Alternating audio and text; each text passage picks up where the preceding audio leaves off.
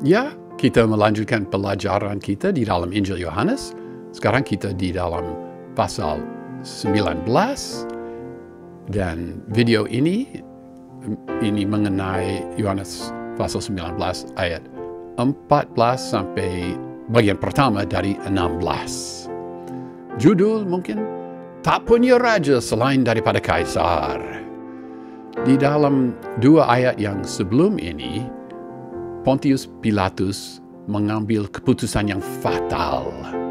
Di sini, di dalam ayat-ayat ini, para pemimpin orang Yahudi juga menyatakan kegelapan hati mereka dengan mengaku bahwa mereka tidak punya raja selain daripada Kaisar.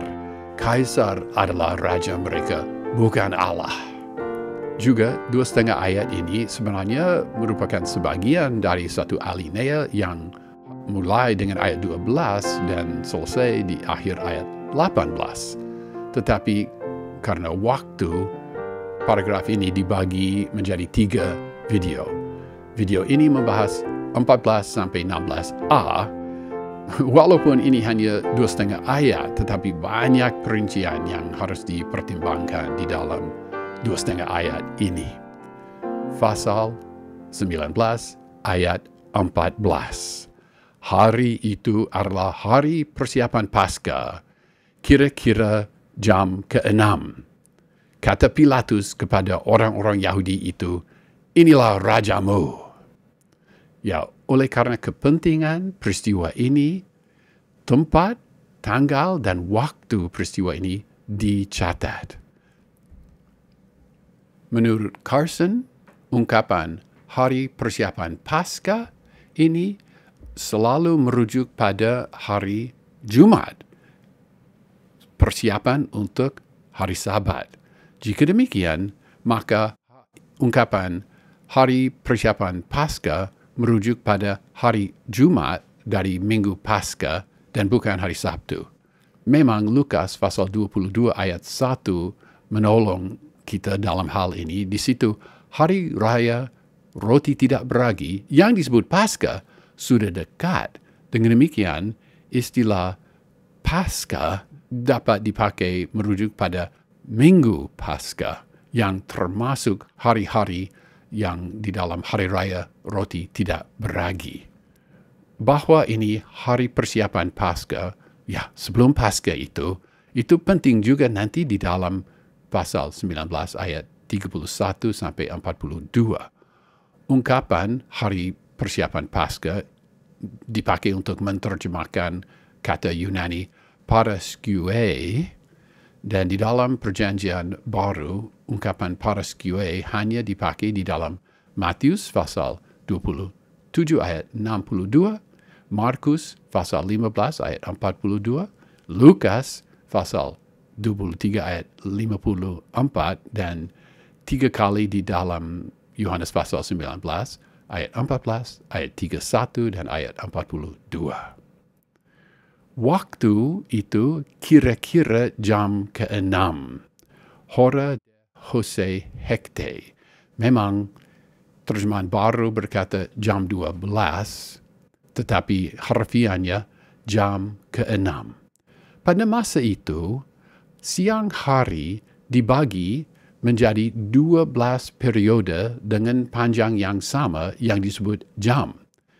Ya, maka jelas pada musim panas, jam-jam itu lebih dari 60 menit, lebih-lebih makin jauh dari khatulistiwa. Metode ini untuk menceritakan waktu cukup memadai pada waktu belum ada jam tangan atau jam dinding. Jam-jam itu biasa dihitung dari saat terbit matahari, sehingga jam ke-6 merupakan jam 12 menurut perkataan kita. Ada kekecualian pada pola ini di dalam surat perjanjian Romawi. Jam-jam dihitung mulai dari jam 12 malam sampai jam 12 malam. Tetapi kebiasaan itu khusus untuk surat perjanjian atau kontrak Romawi dan tidak dipakai dalam kebiasaan selain itu di dalam budaya Romawi.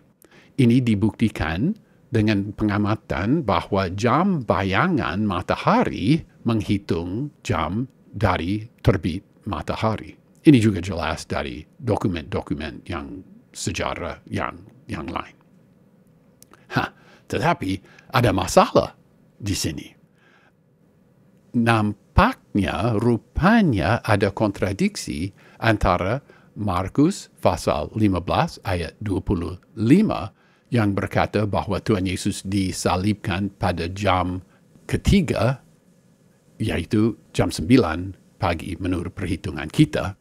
Tetapi Yohanes pasal 19 ayat 14 sampai 16 berkata bahwa kira-kira jam ke-6 Pilatus menyerahkan Yesus kepada mereka untuk disalibkan. Apa dia diserahkan pada jam 12 siang atau dia disalibkan pada jam 9 pagi? Ya, ada dua pendekatan untuk mengatasi masalah ini. Menurut Westcott, Yohanes memakai pola Romawi untuk menghitung jam. Menurut pendekatan Westcott, di dalam Injil Yohanes, jam ke-6 adalah jam 6 pagi, karena dihitung dari jam 12 malam, sebenarnya seperti kita menghitung jam. Tetapi ada 3 masalah di sini. 1, Rasul Yohanes dia bukan orang Roma. 2, Injil Yohanes tidak ditulis secara khusus untuk orang Romawi. Dan 3, tidak ada bukti bahwa orang Romawi pun memakai pola itu untuk menghitung jam, kecuali memang di dalam surat perjanjian mereka. Cara yang lebih baik untuk mengatasi ini diceritakan oleh Carson dan juga oleh Morris. Menurut Carson dan Morris, pada zaman itu mereka tidak begitu akurat dengan menghitung jam hari, kecuali di dalam surat perjanjian mereka. Dan penjelasan ini cukup kuat karena Yohanes memakai kata Hose dalam teks mayoritas atau hos dalam teks kritikal, berarti kira-kira jam ke-6. Lebih lanjut, kata-kata mengenai jam hari biasanya dibatasi pada jam ke-3, jam ke-6, dan jam ke-9. Memang Yohanes pasal 1 ayat 39 dan Yohanes pasal 4 ayat 52 merupakan kekecualian pada kebiasaan itu. Ya, masa kini kita dapat membayangkan orang yang punya jam tangan yang gaya lama, analog, dia akan berkata, oh, sudah jam 5 lewat seperempat. Tetapi mereka yang pakai jam tangan digital akan berkata, sebenarnya ini jam 5 lewat 13 menit. Ya, dalam kasus seperti ini, kita tidak keberatan, kita tidak berkata, ini bukan jam 5 lewat seperempat, ini jam 5 lewat 13 menit. Kita tidak seperti itu. Maka jika peristiwa ayat ini, pasal 19 ayat 14, seandainya terjadi pada jam 10 lewat 30 menit, itu sangat biasa. Boleh saja pada masa itu dan menurut budaya itu berkata bahwa itu jam ketiga sesuai perkataan Markus dan juga kira-kira jam ke-6 seperti ditulis di dalam Injil Yohanes. Kata-kata Pilatus penuh dengan penghinaan tetapi juga bersifat ironis. Seperti diceritakan di dalam video mengenai keironisan di dalam bagian pendahuluan introduksi pada video-video ini, keironisan itu penting sekali di dalam Injil Yohanes. Pilatus seolah-olah berkata, kamu punya raja yang maling seperti ini dan aku berkuasa di atas rajamu itu. Itu sifat Pilatus. Tetapi sebenarnya, itu keironisan karena sebenarnya Tuhan Yesus adalah raja atas segala raja. Seorang raja yang begitu mengasihi umatnya sehingga dia rela dihina, bahkan rela disalibkan. Ya, Pilatus seperti Caiaphas di dalam pasal 11 ayat 49 dan 50. Ya, baik Caiaphas maupun Pilatus mengucapkan kebenaran tapi tidak sadar bahwa mereka mengucapkan kebenaran. Pasal 19 ayat 15. Tetapi berteriaklah mereka, enyahkan dia, salibkan dia. Kata Pilatus kepada mereka, rajamu akan kusalibkan? Jawab imam-imam kepala, kami tidak mempunyai raja selain daripada Kaisar. Terjemahan rajamu akan kusalibkan menyatakan urutan kata dalam bahasa Yunani. Di dalam bahasa Yunani, kata rajamu dimajukan pada awal kalimat sehingga kata itu ditekankan. Mungkin secara longgar, kata ini dapat diterjemahkan, dialah rajamu. Dia akan kusalibkan? Menurut Brown, pertanyaan Pilatus adalah usaha terakhir untuk membebaskan Tuhan Yesus. Tetapi, apa betul? Rupanya Pontius Pilatus sudah mengambil keputusan. Ya, dia sudah naik kursi pengadilan. Dan ini memberi kesan bahwa rajamu akan kusalibkan merupakan satu penghinaan lagi. Mungkin dia pura-pura ingin menolong mereka. Tetapi mungkin juga dia hanya marah. Mungkin juga dia kehabisan kesabaran. Ya, mungkin orang akan berkeberatan pada pertanyaan rajamu akan kusalibkan karena pasti Pilatus sendiri tidak menyalibkan orang. Ya, tetapi ini suatu pola yang cukup sering muncul di dalam Injil Yohanes. Kita melihat misalnya Injil Yohanes pasal 19 ayat 39, juga Nikodemus datang ke situ. Nikodemus, ia membawa campuran minyak mur dengan minyak gaharu kira-kira 50 kati beratnya. Ya, para pembaca tahu dengan jelas bahwa Nikodemus sendiri tidak mengangkat 50 kilogram dari campuran minyak mur dengan minyak gaharu. Tugas itu dilaksanakan oleh seorang bawahan. Demikian juga dalam Yohanes pasal 19 ayat 13, Pontius Pilatus ditulis, ketika Pilatus mendengar perkataan itu, ia membawa, itu terjemahan harfiah, ia membawa Yesus keluar, tetapi pasti yang menangani Yesus adalah bawahan dari Pontius Pilatus. Pontius Pilatus tidak membawa Yesus keluar. Bawahan itu melakukan itu. Dan di dalam ayat 15, kita melihat, kita memahami bahwa pertanyaan rajamu akan kusalibkan. Ya, kita memahami bahwa sebenarnya bawahan-bawahan melaksanakan tugas itu. Itu imam-imam kepala yang menanggapi pertanyaan Pilatus. Pada waktu kata ini, archieros dipakai dengan bentuk jamak seperti di sini. BDAG, leksikon besar untuk bahasa Koine, menjelaskan bahwa ini merujuk pada anggota Sanhedrin yang adalah anggota keluarga-keluarga imami dan imam-imam yang memerintah dan imam-imam yang sudah tidak memerintah lagi dan anggota keluarga-keluarga imami yang penting.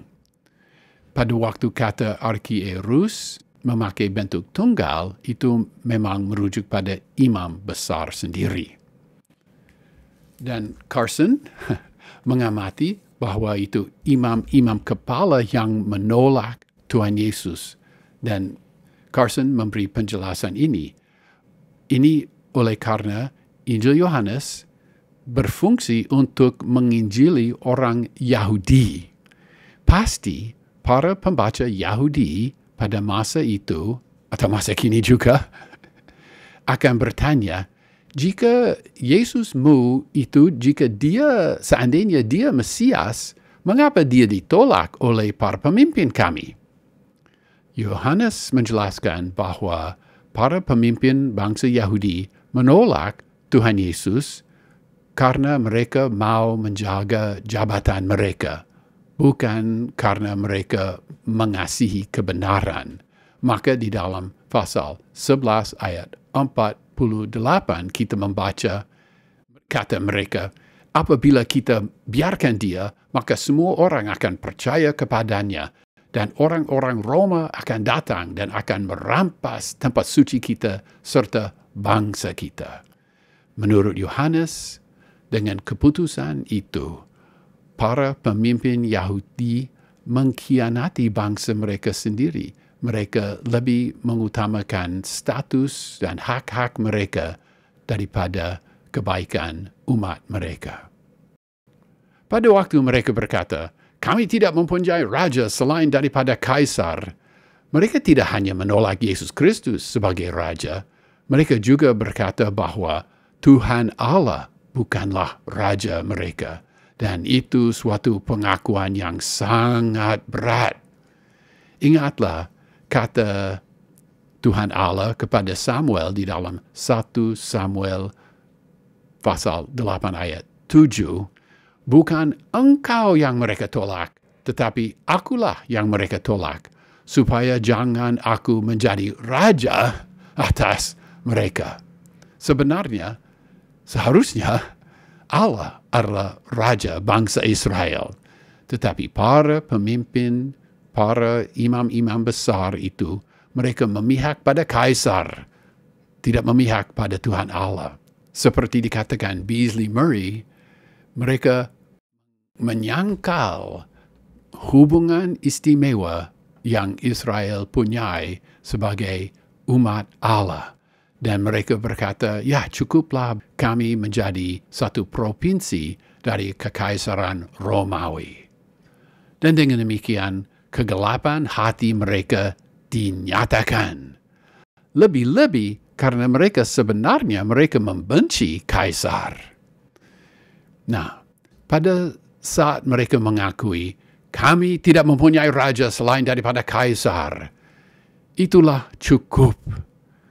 Proses penyaliban akhirnya dapat dilaksanakan. Pasal 19 ayat 16 bagian pertama. Maka kemudian ia menyerahkan dia kepada mereka untuk disalibkan. Meskipun terjemahan baru berkata Pilatus menyerahkan Yesus, sebenarnya kata ganti orang dipakai dalam kalimat ini dan tidak ada kata Pilatus ataupun Yesus dalam kalimat ini. Terjemahan baru berkata, akhirnya, Yunaninya, toteun. Jadi saya rasa lebih akurat, maka kemudian. Maka kemudian. Dan kedua kata itu memberi kesan bahwa Pilatus merasa terpaksa tunduk pada tuntutan para imam besar. Juga kata-kata ini menguatkan kesan bahwa pengakuan mereka bahwa mereka tidak punya raja selain daripada Kaisar menjadi pemicu yang menyebabkan proses penyaliban supaya berlangsung. Pilatus tidak mau mendengar penjelasan Tuhan Yesus mengenai kebenaran. Dialah yang berkata, apa itu kebenaran? Tetapi akhirnya Pilatus memihak pada musuh kebenaran, musuh Tuhan Yesus, musuh keadilan, sehingga dia yang tak bersalah disalibkan. Dengan demikian, Pontius Pilatus membuktikan bahwa tidak ada jalan tengah, tidak ada kompromi dalam hal-hal mengenai Yesus Kristus. Tidak ada jalan tengah. Salah satu maksud dari Tuhan Yesus sepanjang Injil Yohanes adalah untuk menyatakan perbedaan antara mereka yang rela datang kepada terang dan mereka yang lebih suka tetap di dalam kegelapan. Ini terjadi di dalam hati Pilatus di sini. Dia tidak mau menyembah Yesus Kristus. Dia juga tidak mau menolong para pemimpin Yahudi yang dia anggap hina. Ya, dengan demikian, Pilatus mau mengikuti jalan tengah, tetapi akhirnya dia menjadi bukti bahwa tidak ada jalan tengah. Ingatlah beberapa kisah di dalam Injil Yohanes. Perempuan di sumur Yakub, Nikodemus, orang lumpuh yang disembuhkan, dan orang buta sejak lahir yang juga akhirnya dapat melihat. Semua mereka mengambil keputusan. Ada yang mengambil keputusan yang baik, ada yang mengambil keputusan yang buruk. Pilatus juga terpaksa mengambil keputusan. Pilatus mengambil keputusan yang buruk. Para pembaca dinasihati di dalam Injil Yohanes supaya jangan mengikuti jejak kaki Pontius Pilatus yang terlalu takut manusia, yang tidak mengasihi kebenaran. Kehadiran Tuhan Yesus membawa hukuman. Tuhan Yesus memaksa orang apa memihak pada dia atau memihak melawan dia. Tuhan Yesus memaksa orang supaya mengambil keputusan apa memihak pada Tuhan Yesus atau memihak pada musuhnya. Ya, tema ini mengenai hukuman ini juga muncul kuat di dalam Yohanes pasal 9 ayat 39. Ya, ringkasanlah. Kami tidak mempunyai raja selain daripada Kaisar. Di dalam 2 ayat yang mendahului bagian ini, Pontius Pilatus mengambil keputusan yang fatal. Di sini, di dalam 2,5 ayat ini, pada saat para pemimpin Yahudi berkata, kami tidak mempunyai raja selain daripada Kaisar, mereka menghakimi diri mereka dan mengakui bahwa hanya Kaisar adalah raja mereka. Dengan pengakuan mereka sendiri, Allah bukanlah raja mereka. Kaisarlah raja mereka. Dan dengan demikian, tujuan Allah di situ sudah terlaksana dan anaknya dapat dikirim untuk disalibkan.